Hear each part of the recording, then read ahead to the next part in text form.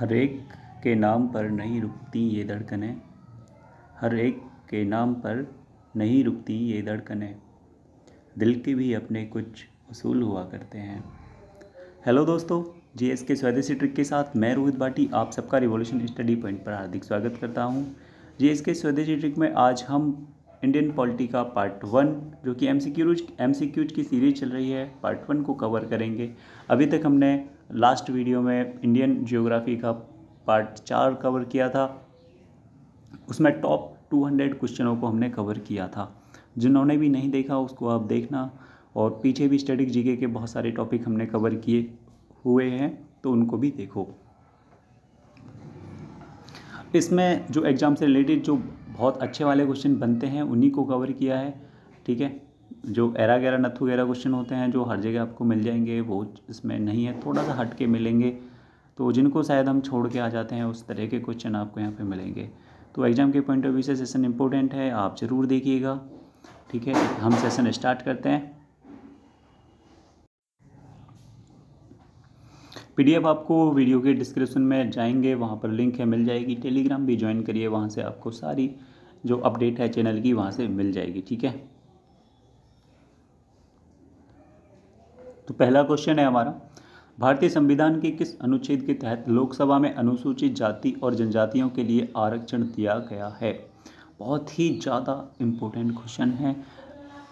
Answer है 330 अनुच्छेद के तहत। भारतीय संविधान के अनुच्छेद 330 के तहत लोकसभा में अनुसूचित जनजाति और जातियों के लिए आरक्षण दिया गया है। बढ़ते हैं नेक्स्ट क्वेश्चन पे। अंडमान निकोबार द्वीप समूह का न्याय क्षेत्र किस न्यायालय की देखरेख में आता है।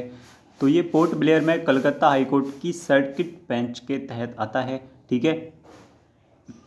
पोर्ट ब्लेयर में कलकत्ता हाईकोर्ट की सर्किट बेंच के तहत। अंडमान निकोबार द्वीप समूह के न्यायालय क्षेत्र के जो न्याय का कार्य पोर्ट ब्लेयर में कलकत्ता हाईकोर्ट की खंडपीठ करती है, ठीक है। केंद्र शासित प्रदेश लक्षद्वीप के न्यायिक क्षेत्र का कार्य कौन सा न्यायालय करता है। तो केरल हाईकोर्ट करता है। केंद्र शासित प्रदेश लक्षद्वीप के न्यायिक क्षेत्र का कार्य कौन सा न्यायालय करता है। तो केरल हाईकोर्ट करता है। ऑप्शन बी करेक्ट आंसर हो जाएगा। केरल हाईकोर्ट केरल और लक्षद्वीप का हाईकोर्ट है। यह कोची में स्थित है। इसकी स्थापना 1956 में हुई थी। सुप्रीम कोर्ट के जजों की संख्या को कौन बदल सकता है, ठीक है। बहुत अच्छा क्वेश्चन है। तो इसको कानून द्वारा संसद बदल सकती है और कोई नहीं बदल सकता है। ऑप्शन बी करेक्ट है। यहाँ पर संसद को कानून बनाने का अधिकार है। संसद कानून द्वारा जजों की संख्या को बदल सकती है। प्रारंभ में सुप्रीम कोर्ट में 7 जज थे। यह संख्या 1956 में 10, 1960 में 13, 1977 में 17 और 1985 में 25 हो गई। वर्तमान में यह संख्या 31 है। सुप्रीम कोर्ट के मुख्य न्यायाधीश के रूप में कार्य करने के लिए व्यक्ति को उच्च न्यायालय में कम से कम कितने वर्ष तक कार्य करना चाहिए। तो कम से कम 10 वर्ष तक कार्य करना चाहिए। सुप्रीम कोर्ट के जज बनने की एक प्रमुख योग्यता है कि व्यक्ति में कम से कम 10 वर्ष तक किसी उच्च न्यायालय के न्यायाधीश के रूप में कार्य कर चुका हो। दिल्ली को एनसीटी राष्ट्रीय राजधानी प्रदेश संविधान के किस संशोधन से बनाया गया। तो संविधान के 69वां संशोधन हुआ, 69वां संविधान संशोधन के तहत बनाया गया, ठीक है।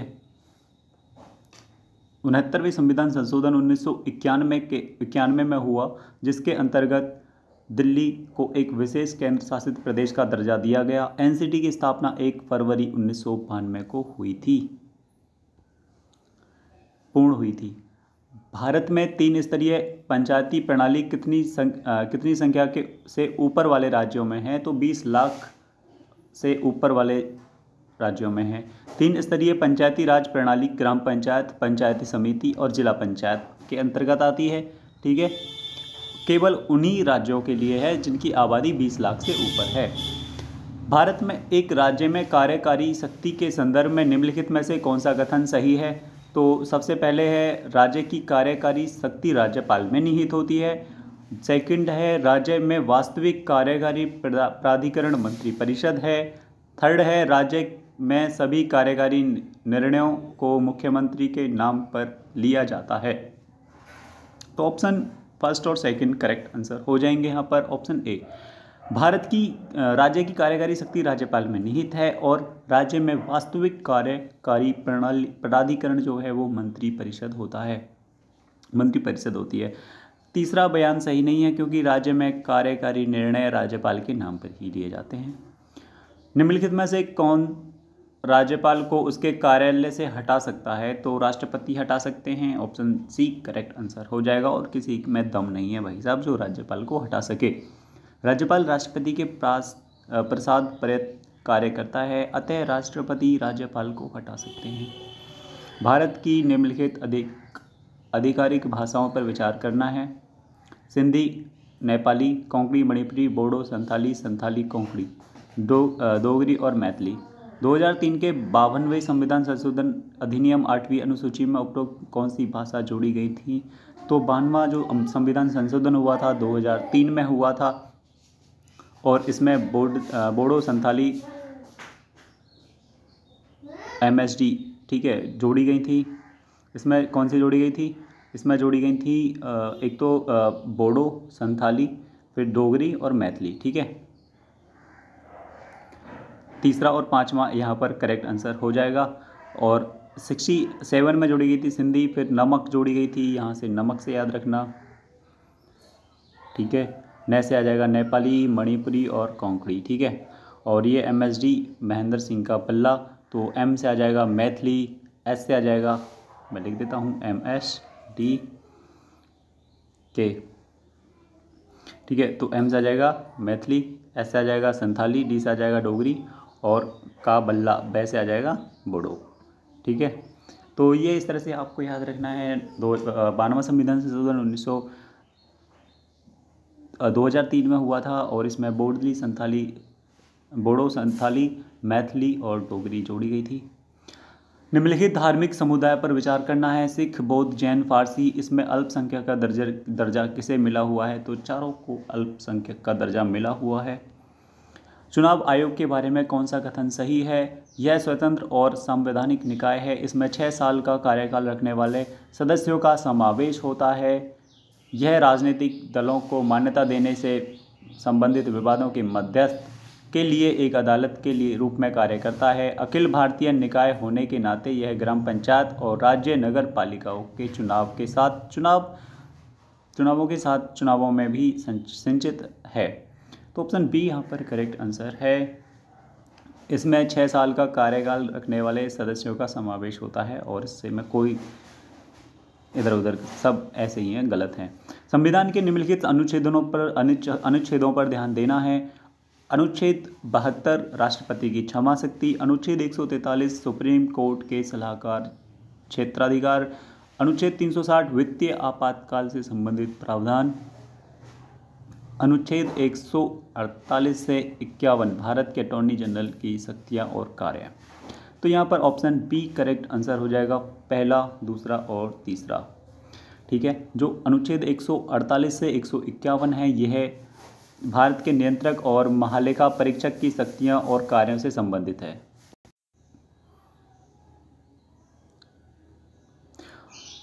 ठीक है, तो यहाँ पर ऑप्शन बी करेक्ट आंसर हो जाएगा। निम्नलिखित में से कौन सा संसद सदस्य के रूप में निर्वाचित होने के लिए अयोग्यता के आधार पर नहीं है? तो यहाँ पर पहला है हमारा, यदि व्यक्ति राज्य सरकार के तहत लाभ का कार्यालय रखता है, अगर व्यक्ति ने स्वेच्छा से एक विदेशी राज्य की नागरिकता हासिल की है, यदि 10वीं अनुसूची के तहत एक व्यक्ति को अयोग्य घोषित किया जाता है, अगर व्यक्ति को निवारक हिरासत कानून के तहत गिरफ्तार कर लिया गया है, उसे रोक दिया गया है। तो ऑप्शन बी करेक्ट आंसर हो जाएगा, केवल चौथा, ठीक है। नोट, अनुच्छेद 102 एक संसद के रूप में निर्वाचित होने के लिए अयोग्यता जो है वो कौन कौन सी हैं? किसी व्यक्ति को या तो संसद भवन के सदस्य के रूप में चुने जाने के लिए अयोग्य घोषित कर दिया है।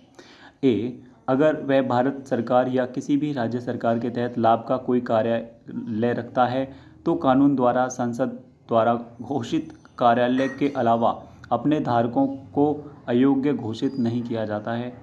बी, यदि वह अस्वस्थ दिमाग में है और एक सक्षम अदालत द्वारा घोषित किया गया है। सी, अगर वह एक निर्विवाद दिवालिया है।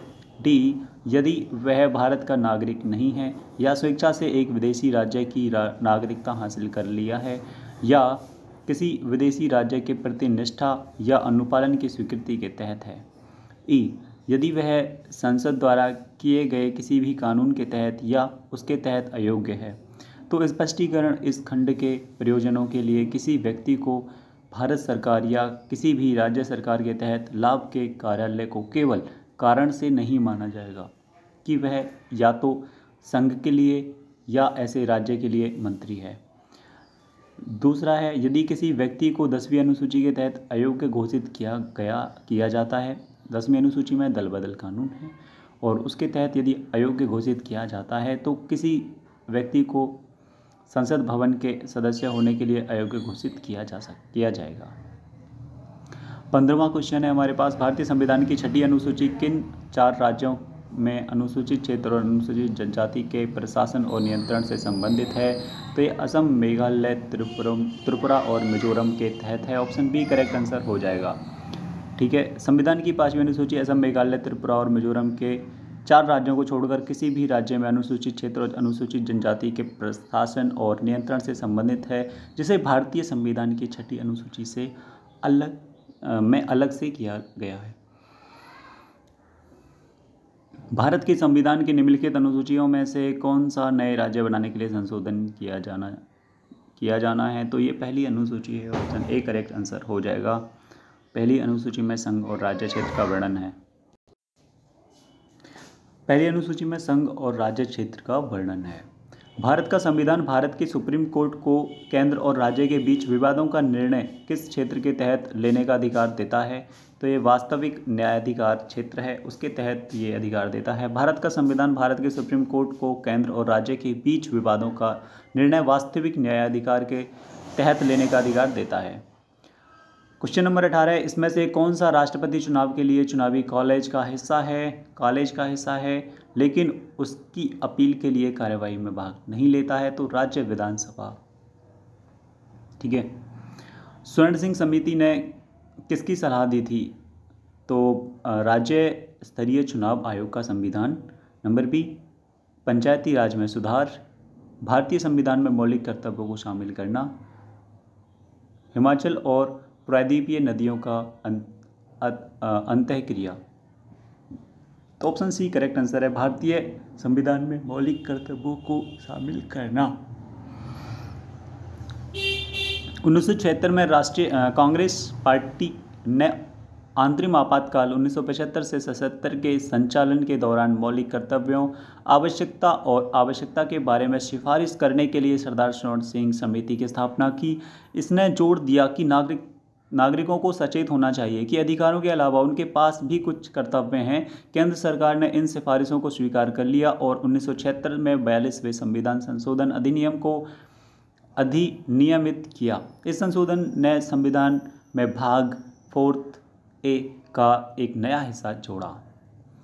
लोकसभा में सर्वाधिक सीटें अनुसूचित जनजाति को किस प्रदेश में आरक्षित हैं। तो ये मध्य प्रदेश में आरक्षित हैं। ऑप्शन ए करेक्ट आंसर हो जाएगा। मध्य प्रदेश में कुल 29 लोकसभा सीट हैं, जिसमें 6 अनुसूचित जनजाति के लिए हैं। निम्नलिखित कार्यकर्ताओं अधिकारियों को प्राथमिकता के अपने संबंधित क्रम में व्यवस्थित करना है। तो यहाँ पर राज्य की गवर्नर अपने संबंधित राज्य में, प्रमुख राष्ट्रपति, उप प्रधानमंत्री, राज्यसभा और लोकसभा में केंद्रीय विपक्ष के नेताओं के मंत्रिमंडल। तो ऑप्शन ए करेक्ट आंसर हो जाएगा। 1, 2, 3। निम्नलिखित में से कौन सा विषय 7वीं अनुसूची की समवर्ती सूची में आता है। तो सार्वजनिक स्वास्थ्य और स्वच्छता, वन, स्टॉक एक्सचेंज, कृषि। तो यहाँ पर जो वन है ये आता है 7वीं अनुसूची की समवर्ती सूची में।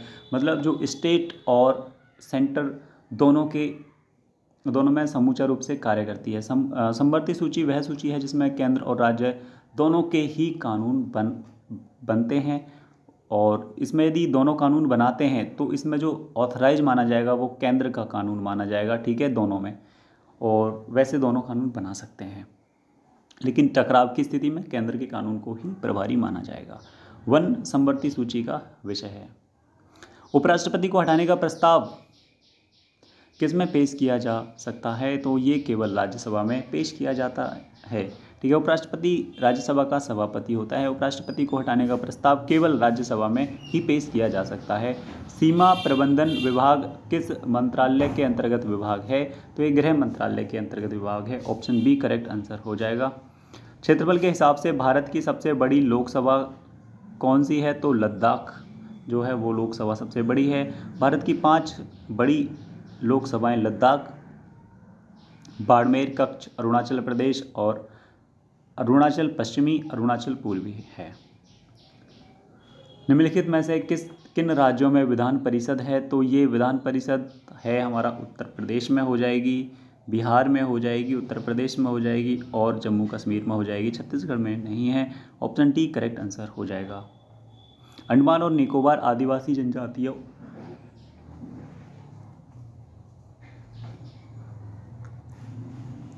का संरक्षण संशोधन विनियम 2012 संविधान के अनुच्छेद 240 के तहत जारी किया गया है। वह जो राष्ट्रपति को केंद्र शासित प्रदेशों के मामले में आदिवासी जनजातियों की सुरक्षा के लिए ऐसे उपाय करने की शक्ति प्रदान करता है।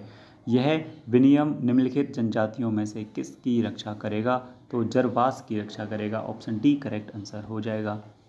निम्नलिखित में से कौन सा आपदा प्रबंधन अधिनियम 2005 के तहत गठित राष्ट्रीय आपदा प्रतिक्रिया निधि का संचालन करता है, तो केंद्रीय गृह मंत्री। ठीक है, ऑप्शन पी करेक्ट आंसर हो जाएगा। यहाँ पर राष्ट्रीय आपदा प्रतिक्रिया निधि का संचालन केंद्रीय गृह मंत्री द्वारा किया जाता है। इनमें से कौन सा कर केंद्र सरकार द्वारा विशेष रूप से लगाए गए करों में से एक है और भारत के संविधान की 7वीं अनुसूची की संघ सूची में उल्लेख किया गया है? निर्यात कर, समाचार पत्रों में विज्ञापन पर टैक्स, कृषि आय पर टैक्स, बिजली की खपत, बिजली पर टैक्स। तो यहाँ पर पहला और दूसरा करेक्ट आंसर हो जाएगा। ऑप्शन सी निर्यात कर और समाचार पत्रों में विज्ञापन पर टैक्स। कृषि आय और बिजली की खपत पर कर राज्य सरकार द्वारा लगाया जाता है। केंद्रीय बजट में शामिल गैर वोट योग्य शुल्क या चार्ज किए गए व्यय में शामिल है। नंबर 1 संसद के घरों के प्रोसीडिंग अधिकारियों के वेतन और भत्ते। बी सुप्रीम कोर्ट और उच्च न्यायालय के न्यायाधीशों के वेतन और भत्ते। सी कैग की सैलरी और भत्ते। डी सुप्रीम कोर्ट के सेवानिवृत्त जजों का पेंशन। 5 है उच्च न्यायालयों के सेवानिवृत्त न्यायाधीशों का पेंशन। तो ये सभी के सभी करेक्ट आंसर हो जाएंगे। केंद्रीय बजट में शामिल गैर वोट योग्य शुल्क या चार्ज किए गए व्यय में शामिल हैं सारी चीज़ें। ठीक है, तो पीडीएफ के लिए वीडियो के डिस्क्रिप्शन में जाएं या तो टेलीग्राम ज्वाइन करें।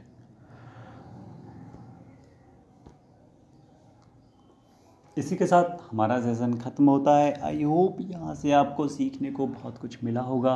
कुछ अलग कुछ हटके क्वेश्चन थे जो कि डायरेक्ट आपकी स्क्रीन पर आके पढ़े, आपने उनका सामना किया बहुत बहादुरी के साथ और आपके मन और मस्तिष्क में वो चीज़ें उतर गए हैं, वो सारे के सारे क्वेश्चन उतर गए हैं और एग्ज़ाम में अब कोई भी क्वेश्चन आएगा तो आप सेकंडों में फोड़ सकते हैं। ठीक है, तो इसी आशा के साथ कि आपको बेहतरीन कंटेंट हम दे रहे हैं। मिलते हैं नए सेशन में नई ऊर्जा, उत्साह और एक नए टॉपिक के साथ। तब तक के लिए आप भी हंसते रहिए, मुस्कुराते रहिए और जीवन के हर पल को खूब एंजॉय के साथ जीते रहिए। ठीक है, याद रखना क्या खोया क्या पाया कोई फ़र्क नहीं पड़ता। अपना आत्मसम्मान जिंदा रहना चाहिए, अपनी सेल्फ रेस्पेक्ट जिंदी रहनी चाहिए। ठीक है, और सब अच्छा होगा, आप अच्छे तो सब अच्छा। तो मुझे दीजिए इजाज़त। जय हिंद, जय भारत, वंदे मातरम।